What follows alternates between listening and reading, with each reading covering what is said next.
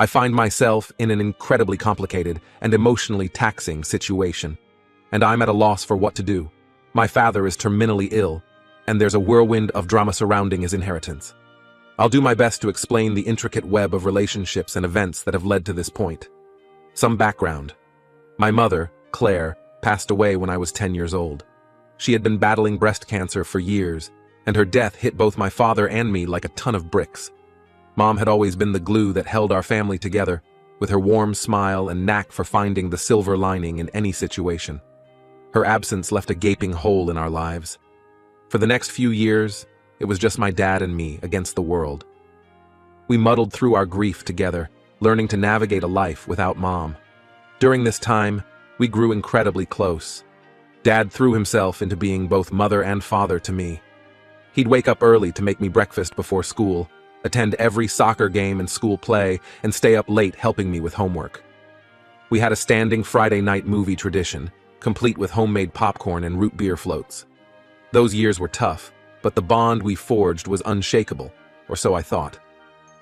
When I was 13, my dad, Tom, started dating Paige, now in her 50s. She worked at the same accounting firm as him, and they met at a company picnic.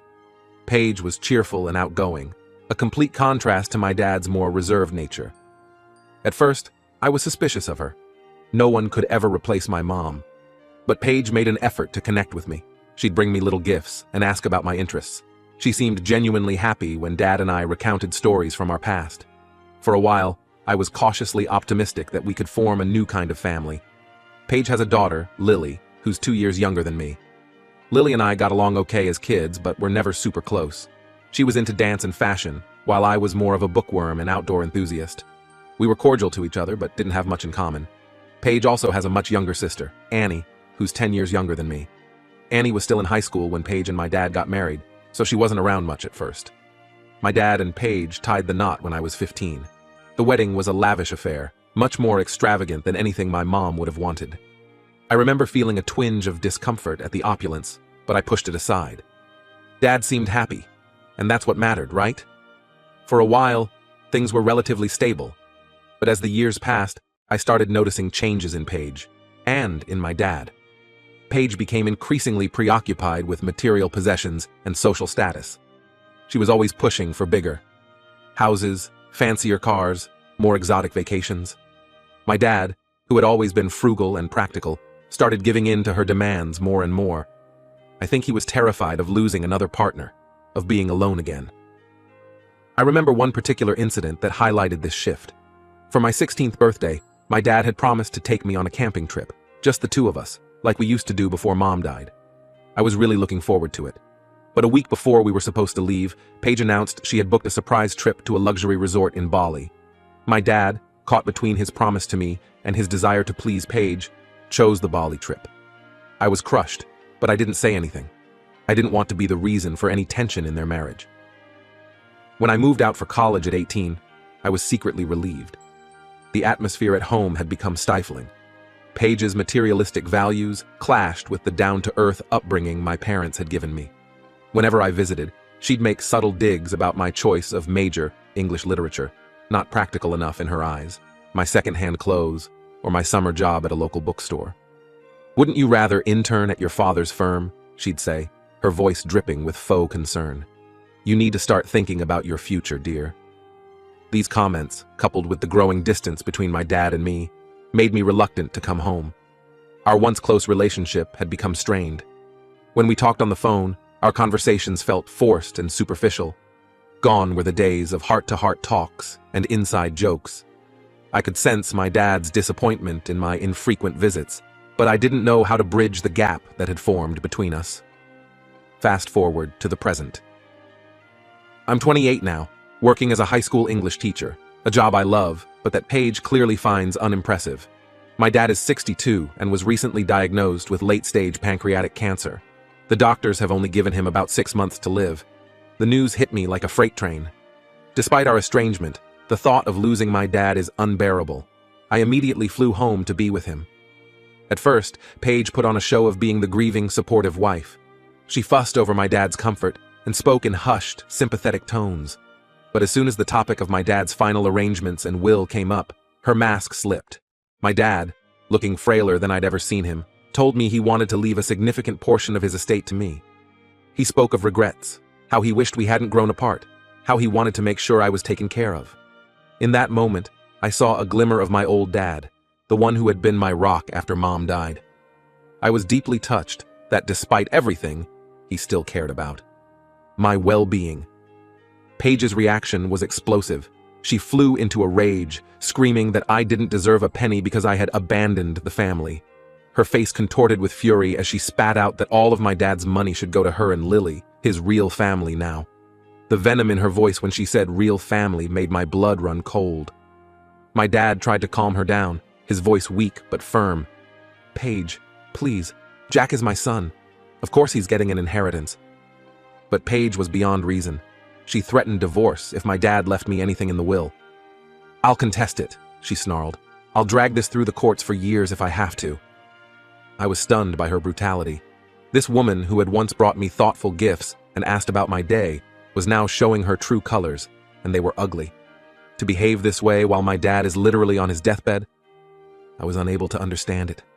The atmosphere in the house has been unbearably tense ever since. Paige is constantly trying to poison my dad against me.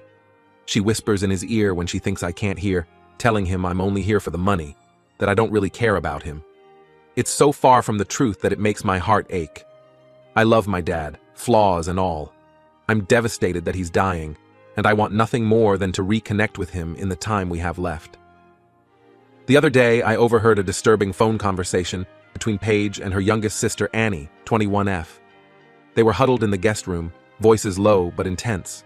I couldn't make out all the details, but it was clear they were plotting something to discredit me in my dad's eyes. Annie said something about making him slip up, and Paige responded with a cold laugh, saying, "Tom will never forgive him if this works." I'm deeply worried about what they're planning. I don't trust either of them, but I don't know how to protect myself without coming across as paranoid or money-hungry, exactly what Paige accuses me of being. In all of this mess, the only unexpected ally I've found is my stepsister Lily, 26F. She approached me quietly one evening when Paige was out. "I know what my mom is doing is wrong," she whispered, her eyes darting nervously to the door. "I'm on your side, Jack, but I'm scared to speak up against her." I appreciated Lily's support, but I understood her reluctance to get involved. Paige's wrath is a formidable thing. I feel so lost and alone in all of this. The money isn't even my primary concern, though I won't lie, the financial security would be nice, especially given my teacher's salary. What I really want is to spend these final months with my dad without all this toxic drama swirling around us. I want to repair our relationship, to tell him all the things I've held back over the years, but Paige's constant interference makes that nearly impossible. I'm at a crossroads, unsure of how to proceed. Should I confront Paige about the conversation I overheard? Should I warn my dad about what might be coming? Or should I try to keep my head down and avoid engaging, focusing solely on my dad? Any advice would be immensely appreciated. I'm drowning in this situation, and I don't know which way to turn. Update 1. I want to thank everyone who took the time to comment on my last post with advice and words of support. Your kindness has been a lifeline during this tumultuous time. A lot has transpired over the past couple of weeks, and I felt compelled to provide an update on the situation. I wish I could say things improved, but the reality is that the situation deteriorated significantly before any positive changes occurred. The plot I overheard Paige and Annie discussing came to fruition, and it was even more twisted and malicious than I had imagined. About a week after my initial post, Annie started showing up at the house with increasing frequency. She was constantly maneuvering to get me alone, trying to engage me in conversation. At first, I attempted to be polite while maintaining my distance, but her persistence was unnerving. She'd corner me in the kitchen while I was making coffee or appear suddenly in the hallway as I was heading to my room. One particularly difficult evening, when my dad was having a really rough day and was heavily medicated, Annie made her move. She found me in the kitchen, where I was preparing some soup for my dad. Without warning, she pressed herself against me, her hands roaming inappropriately as she whispered suggestive comments in my ear. I was shocked and disgusted. I firmly told her to back off and quickly left the room, my heart pounding with a mixture of anger and anxiety. The next day, all hell broke loose. Annie went to my dad, putting on an Oscar-worthy performance of a young woman wronged. Through carefully crafted tears, she spun a tale of how I had been secretly dating her for months, had gotten her pregnant, and then coerced her into getting an abortion. She claimed that I had come on to her aggressively the night before, taking advantage of her long-standing feelings for me. It was all a web of vicious lies, but Annie's performance was disturbingly convincing. She had fabricated an extensive trail of evidence, fake texts, doctored photos, even a forged receipt from an abortion clinic. Paige, of course, backed her up entirely, claiming she had suspected something was going on for a while, but hadn't wanted to believe it of me. My dad, weakened by his illness and the strong medications he was on, believed them. The look of disappointment and anger on his face is something I'll never forget. He started yelling at me, his voice hoarse but filled with fury. "How could you do this?" he demanded. "To your own aunt? I thought I raised you better than this. You're no son of mine." The words cut deep, reopening old wounds of our estrangement. I tried desperately to defend myself, to explain that it was all a lie, but Paige and Annie had clearly planned this meticulously. They had an answer for every protest, a counter for every point I tried to make. I was completely blindsided and floundering, unsure how to prove my innocence against such an elaborate scheme. My dad declared that he was cutting me out of the will entirely. "I won't leave my money to someone who would take advantage of family like this," he said, his voice trembling with emotion. "I'm ashamed of you, Jack." I was devastated. It wasn't even about the inheritance at that point, though I'd be lying if I said the thought of Paige and Annie succeeding in their scheme didn't infuriate me. What truly broke my heart was that my dad, the man who had been my hero growing up, could believe I was capable of something so horrific. After everything we'd been through together, how could he not see through their lies? I was ready to give up. The weight of it all, my dad's illness, Paige's manipulations, and now this elaborate character assassination, felt too heavy to bear. I started packing my bags, figuring I'd return to my small apartment and try to process everything that had happened. But then, in a twist I never saw coming, Lily stepped up in a way that left me awestruck. As I was shoving clothes into my duffel bag, Lily burst into the room where my dad, Paige, Annie, and I were all gathered. Her face was pale, but her jaw was set with determination. "Stop," she said, her voice shaking slightly. "This isn't right. I have proof that Mom and Aunt Annie are lying." The room fell silent. Paige's face drained of color, while Annie's eyes darted nervously between Lily and my dad. Lily pulled out her phone and, with trembling fingers, played a recording. The voices of Paige and Annie filled the room, crystal clear and undeniably damning. They were gleefully planning the entire scheme, laughing about how easy it would be to fool my gullible, drugged-up father and get me cut out of the will. They discussed every detail, the fake texts, the forged documents, even coaching Annie on how to cry convincingly. "Once Jack is out of the picture," Paige's voice said, "we'll have access to all of Tom's money. That little teacher's salary of his won't get him far if he tries to fight us in court."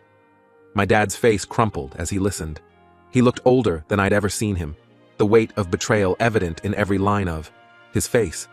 When the recording ended, he turned to Paige and Annie, his voice barely above a whisper. "Get out, both of you. Now." Paige tried to protest, claiming the recording must be fake, but her excuses fell flat. Annie burst into tears, real ones this time, babbling apologies and trying to blame everything on Paige. But my dad was beyond listening to either of them. With a strength I didn't know he still possessed, he stood up and pointed to the door. "I said get out. I never want to see either of you again." As Paige and Annie slunk out of the room, my dad turned to me. Tears were streaming down his face as he opened his arms. "Jack, son, I'm so sorry," he choked out. "I should have known better. Can you ever forgive me?" I crossed the room in 2 strides and embraced him, my own tears flowing freely. We stood there for a long moment, both of us shaking with emotion. When we finally pulled apart, my dad turned to Lily. "Thank you," he said softly. "You showed tremendous courage today." Lily, looking drained but relieved, gave a small smile. "I couldn't let them destroy your relationship," she said. "It wasn't right." In the days that followed, my dad and I had several long, heartfelt conversations. He admitted that he'd allowed Paige to come between us over the years, prioritizing his fear of being alone over his relationship with me. He expressed deep regret for the distance that had grown between us and for doubting me when Annie made her accusations. We talked about Mom, about our years together after her death, and about the gradual erosion of our bond. It was painful at times, but also cathartic. It felt like we were finally lancing a festering wound, allowing it to properly heal at last. My dad has rewritten his will, choosing to split everything equally between me and Lily. She proved herself to be family in a way Paige never did, he told me. Paige, predictably, is threatening to contest the will. She's been calling and leaving nasty voicemails, alternating between threats and attempts at manipulation. We've blocked her number and are working with my dad's lawyer to ensure everything is airtight legally. I'm still processing everything that's happened. The emotional whiplash of the past few weeks has left me feeling drained and somewhat shell-shocked, but underneath it all, there's a current of cautious optimism. I have my dad back, and we're making the most of the time we have left together. It's not a happy ending. His prognosis hasn't changed, but it's far better than I could have hoped for when I first wrote my original post. Lily and I have been supporting each other through all of this. I'm incredibly grateful for her bravery in coming forward with the recording. She's struggling with conflicting emotions about her mom, and I'm doing my best to be there for her as she works through it all. There's still a long road ahead, with my dad's declining health and the potential legal battles with Paige looming on the horizon. But for now, I'm focusing on rebuilding my relationship with my dad and creating some final, precious memories together. Thank you again to everyone who offered support and advice. Your kindness has meant more than you know. Update 2. It's been about a month since my last update, and I felt compelled to share the latest developments in this ongoing saga. With a heavy heart, I must report that my father passed away last week. His health declined rapidly towards the end, faster than any of us expected. The last few weeks were a whirlwind of hospital visits, conversations with hospice care workers, and precious moments stolen in between. Despite the sadness of losing him, I'm incredibly grateful for the time we had together in his final weeks. Without the cloud of Paige and Annie's lies hanging over us, we were able to reconnect in a way I hadn't thought possible. We spent hours talking, reminiscing about old times and sharing stories we'd never told each other before. One evening, as the sun was setting outside his hospital room window, my dad started telling me about my mom. He shared anecdotes from their early dating days that I'd never heard before, like how on their third date, Mom got food poisoning from bad sushi and Dad stayed up all night taking care of her. "That's when I knew she was the one," he said with a wistful smile. Anyone who could make puking seem endearing had to be special. He also opened up about how hard her death had been on him. "I was so lost without her," he admitted, his voice barely above a whisper. "I think that's why I clung to Paige so tightly. I was terrified of being alone again." His honesty in those moments meant everything to me. Lily was there for much of it too. My dad made a point of telling her how much he appreciated her honesty and bravery in exposing Paige and Annie's plot. "You're as much my daughter as if you were my own flesh and blood," he told her one afternoon. I saw Lily tear up at his words. Paige tried to force her way in to see my dad a couple of times, claiming she wanted to apologize and make amends, but my dad was firm in his refusal to see her. "I don't want my last days tainted by her presence," he said resolutely. We respected his wishes and had security escort her out when she showed up unannounced. The funeral was held last weekend. It was a small, intimate affair, just me, Lily, and a handful of my dad's oldest friends. We shared stories and raised a toast to his memory with his favorite whiskey. It was exactly the kind of send-off he would have wanted. Unfortunately, even death couldn't put an end to Paige's dramatics. She showed up at the funeral uninvited, causing a scene and demanding to be let in. When we refused, she started wailing loudly about how cruel we were being to her in her time of grief. It was an ugly spectacle that marred what should have been a peaceful remembrance. Security had to physically remove her from the premises. The will reading was yesterday. As my dad had stated, he left his estate split equally between me and Lily. Paige was left the minimum required by law for a spouse, which isn't much in our state. Predictably, she flew into a rage when this was revealed. "This is all your fault," she screeched at me, her face contorted with fury. "You turned him against me. I'll contest this. I'll take everything." Her lawyer, looking uncomfortable, tried to calm her down. I overheard him quietly telling her that she doesn't have much of a case, given the circumstances and the clear statement of my dad's wishes. But Paige seems determined to drag this out as long as possible, no matter how futile it might be. I'm trying not to let the threat of a prolonged legal battle overshadow my grief, or the positive memories of my dad's final weeks. My dad's lawyer assures me that the will is solid and that Paige's claims don't hold water. Still, the thought of potentially dealing with her drama for months or even years to come is exhausting. Lily and I have been leaning on each other a lot through all of this. Our shared experiences over the past few months have brought us closer than I ever thought possible. She's really struggling with her mom's behavior and feeling conflicted about everything that's happened. I'm doing my best to be there for her, reminding her that she did the right thing in exposing the truth, no matter how difficult it was. As for me, I'm still in that strange, surreal phase of grief where it doesn't quite feel real that my dad is gone. Some days, I find myself reaching for the phone to call him before I remember. Other days, the weight of his loss hits me all at once, and it's hard to even get out of bed. I'm focusing on honoring my dad's memory in the ways I can. I've started volunteering at a local cancer support group, something I know would make him proud. I'm also thinking of using part of my inheritance to set up a scholarship fund in my parents' names at the high school where I teach. There will likely be more drama to come with Paige and the estate, but I'm trying not to let that overshadow the precious memories of my final weeks with my dad. We were able to heal old wounds and reconnect in a way I'll always be grateful for. Whatever happens with the legal side of things, nothing can take that away from me.